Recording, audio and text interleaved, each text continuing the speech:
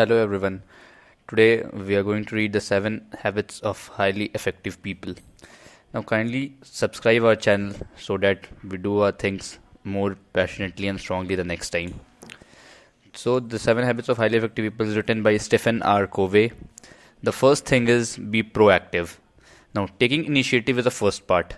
As human beings, we are responsible for our own lives. Our behavior is the output of our decisions, not our conditions. Highly successful people do not blame circumstances, conditions for their behavior.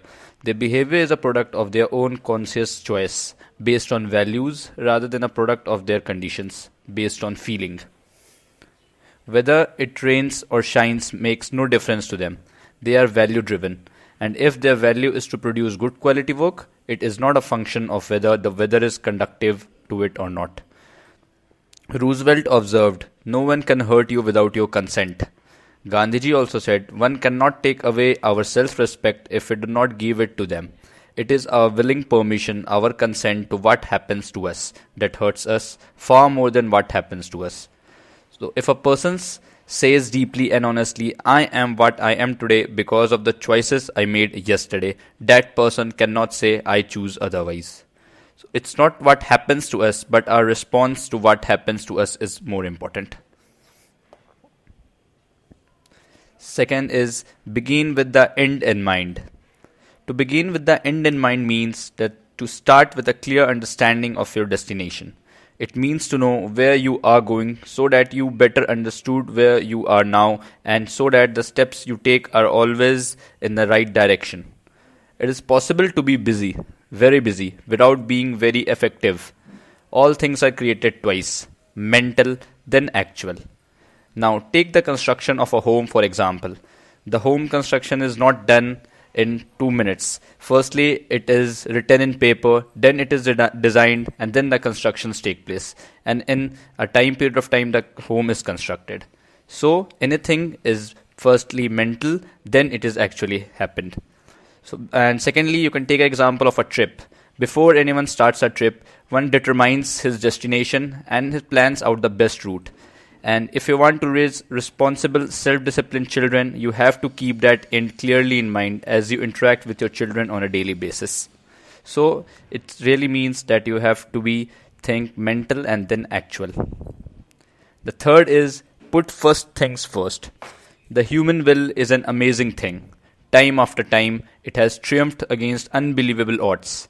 Like you can see, a person without the leg can climb the Mount Everest, and a person without a hand can do boxing and win the championship. So it all depends on the human will, because human will is very, very amazing thing.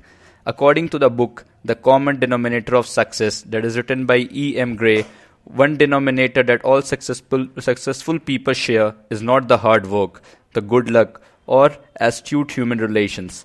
Those were all important. But the one factor that seemed to transcend all the rest embodies is the essence of habit tree, that is putting first things first. And he discussed also about stewardship delegation. You kindly read this on Google and make yourself aware about this. The fourth step is think win-win. Win-win is not a technique. It's a total philosophy of human interaction. Win-win means that agreements or solutions are mutually beneficial, mutually satisfying.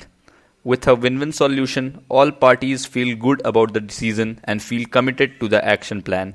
Win-win sees life as a cooperative, not a competitive arena. Win-win is a belief in the third alternative. It's not your way or my way, it's a better way, a higher way.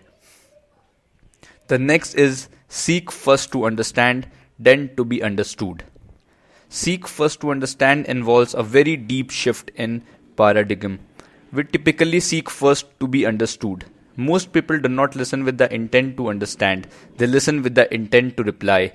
They are either speaking or preparing to speak. Like, for example, if you go for a doctor, the doctor doesn't give you medicines without checking. He first diagnoses you by doing tests and all the things that is required. Then only he prescribes you medicine.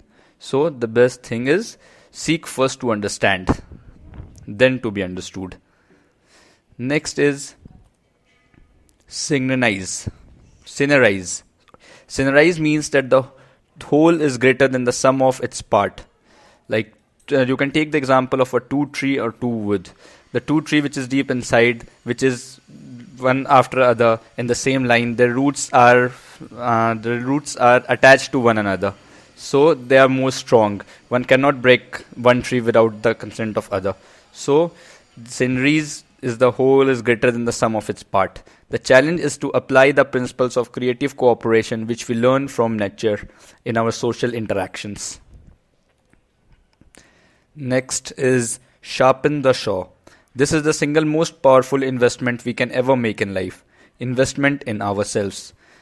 In the only instrument we have with which to deal with life and to contribute.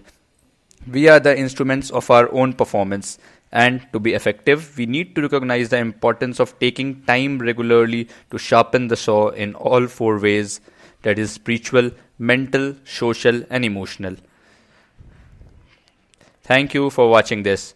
Do like us and subscribe our channel. Thank you. Take care.